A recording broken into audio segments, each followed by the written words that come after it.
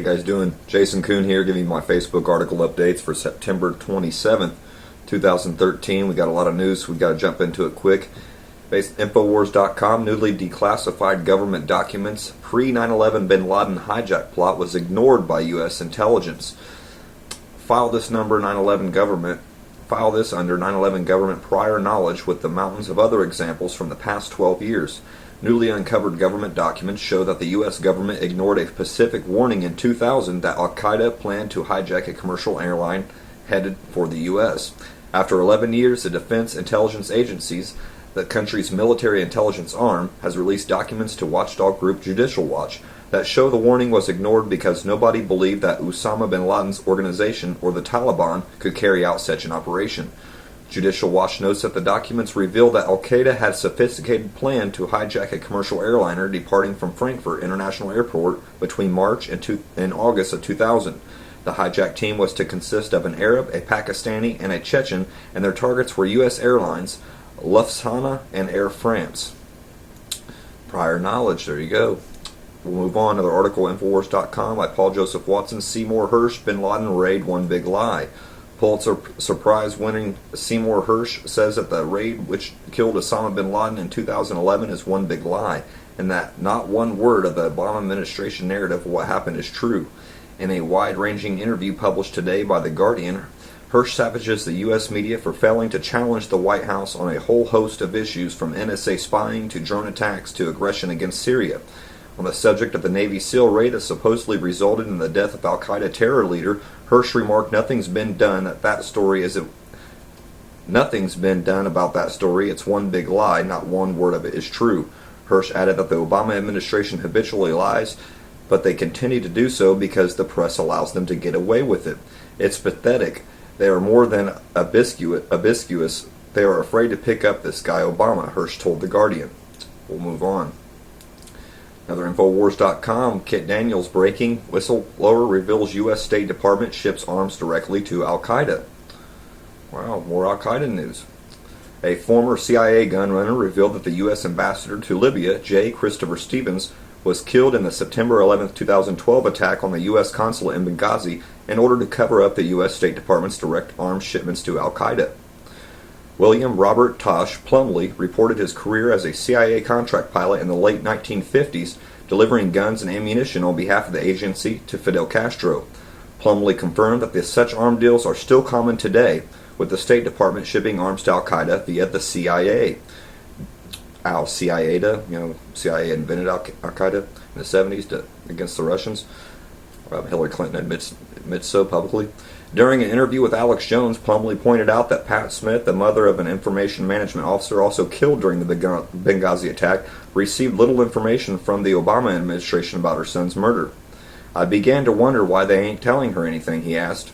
Then a contract of mine in the Middle East, a high-ranking NATO official, mentioned to me that he had reports that the ambassador, J. Christopher Stevens, had been complaining about the dispatches and cables that he had got from the State Department about weapons being received and Islamic radicals armed, including Stinger missiles. According to Plumlee, Stevens was ordered to stand down after he asked the State Department what he should do about American arms shipments to Al-Qaeda. The same Al-Qaeda that attacked us September 11th, 2001, flew two planes into the World Trade Center, attacked the Pentagon, and took down a plane in Shanksville, Pennsylvania. Let's move on.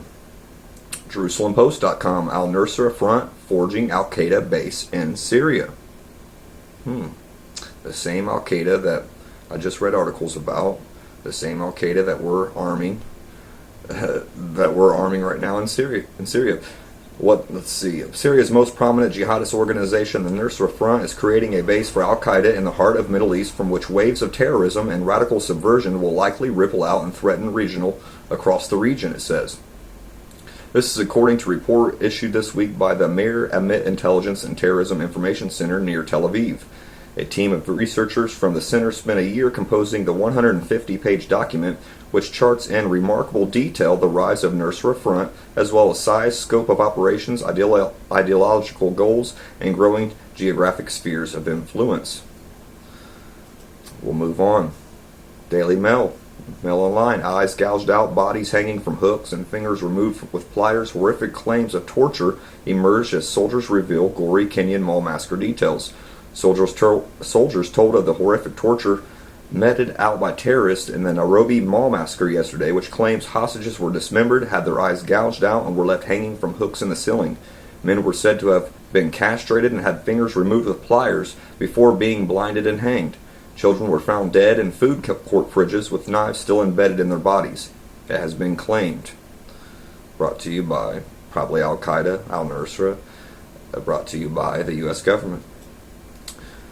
We'll move on. Back to Infowars.com. Kit Daniels police debut stun cuffs, electroshock restraints more powerful than tasers. The Missouri Sheriff's Department is testing electronic restraints called stun cuffs, which can deliver up to 80,000 volts to an inmate's arm or leg by remote control.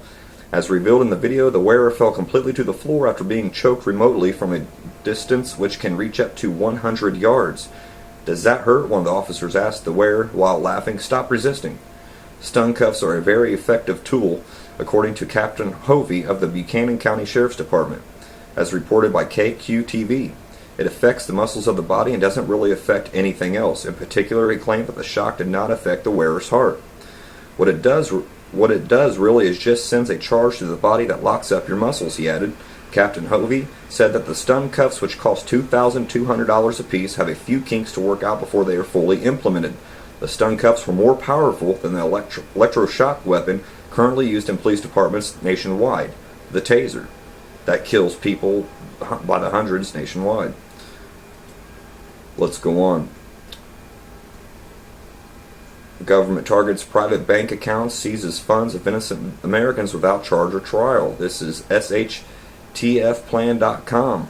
Can the government use civil forfeiture to take your money when you have done nothing wrong and then pocket the proceeds?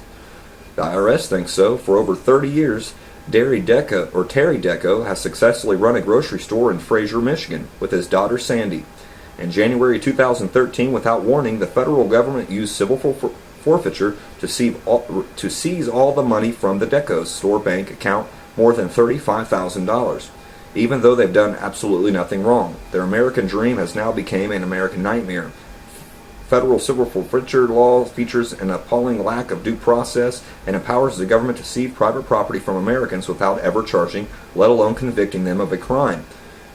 Perversely, the government then pockets the proceeds while providing no prompt way to get to court to review the seizure. On September 25, 2013, Terry and Sandy teamed up with an Institute for Justice to fight back in federal court.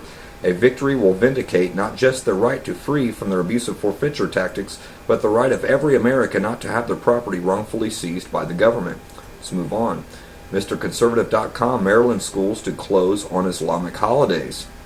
Muslims in Montgomery County schools in Rockville, Maryland are campaigning for public schools to take Islamic holidays off along with Christian and Jewish holidays. So this week the terror-tied Muslim group CAIR sponsored a rally to help push the issue. High school senior Anhar Karim is one complaining about having to choose between school and his Muslim holiday. "We are forcing our students into unreasonable decision," he said. Let's go on. RawSewerStory.com, Christian groups sue to stop Kansas school from adopting science standards. Christian groups filed a pair of lawsuits in federal district court challenging the Kansas State Board of Education's decision to implement a statewide set of science standards. On June 11th, the Kansas State Board of Education adopted a universal set of science standards to be taught in classrooms across the state from kindergarten to grade 12. Faith groups are up in arms that their beliefs are not being given more credence in science classes. According to a statement on the Pacific Justice Institute's website, the teaching of science in all states' public schools could create a hostile learning environment for those of faith. The institute, which purports to defend religious freedoms, parental rights, and other civil liberties, is challenging the fact that new science standards do not give equal weight to the Christian creation myth. You notice how the Raw Sewer Story, that's why I don't like them, because they're very, very biased and anti-Christian. Their last words that I read were, do not give equal weight to the Christian creation myth. They blatantly just call it a myth. We'll move on. Kansas school brings back student-led prayer. A rural Kansas school board courageously defied 50 years of U.S. Supreme Court rulings by allowing student-led prayer at school activities, even broadcasting them on the school's public address system. What began as an unscheduled impromptu suggestion at a Monday ISD number 480 school board meeting ended up as a motion that was immediately seconded, discussed, and unanimously approved, according to the Leader and Times. I think that's one of the greatest things we've ever done, said board member Tammy Sutherland Abbott, who seconded board member Nick Hatcher's motion. Hatcher had spontaneously introduced the idea. I would like to see us bring back prayer to the games. He told his fellow board members, I have struggled with that, not having prayer at our activities, because it's not the thing to do, but if the board thought it was important enough that they would support it and defend it at the same time, or when the time came. I'd like to ask that we do that at our next meeting. So that's good news right there. Let's move on. Robot in the classroom. The NAO robot can assist teachers with their lessons in computer science, engineering, physics, and even math. Randolph Township, New Jersey school officials already have an advanced technology department, but the addition of programmable robots will bring the student learning experience to a whole new level. Not only is the robot able to be programmed by using simple commands, stand up, wave, and sit down, the thing also gets down to some music. Tech is the company that created NAO Robot, which is the early stages, but says the number of school districts are showing interest in purchasing the equipment to enhance the learning experience. So far, there are 3,000 robot models integrated in classrooms around the country. Wow. So they'll just eventually just filter out all low-paid teachers, and it'll all be robots. Let's move on. Reuters.com. U.S. sues company over miner's religious objection to hand scan. A Pennsylvania mining company sued by the federal government on behalf of a worker who refused a biometric hand scan because he believes in the Bible's mark of the beast prophecy, said on Thursday that it supports religious freedom. The Equal Opportunity Employment Commission filed a lawsuit against Consol Energy Corporation, stating that the Beverly Butcher Jr. had worked at the company's coal mine in Mannington, West Virginia for more than 35 years, until he was required to use a biometric hand scanner to track his hours. Council, the headquarters in western Pennsylvania, was accused of discriminating against Butcher, who repeatedly told mining officials that using the scanner violated his evangelical Christian beliefs. Given his view of the relationship between hand scanning technology and the mark of the beast in the New Testament's book of Revelation, the lawsuit said. Last article, comparing black civil rights to gay rights. The cover of December 16, 2008 issue of Advocate, the flagship gay publication, proclaimed boldly that gay is the new black, stating that this is the last great civil rights struggle.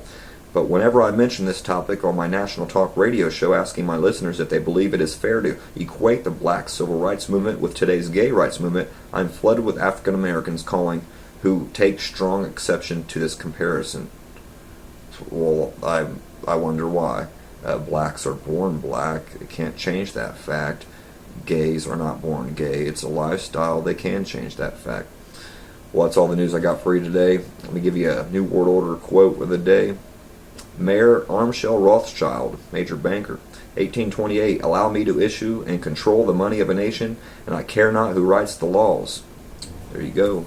Proverb for the day, Proverbs 29:7, King James. The righteous considereth the cause of the poor, but the wicked regardeth not to know it.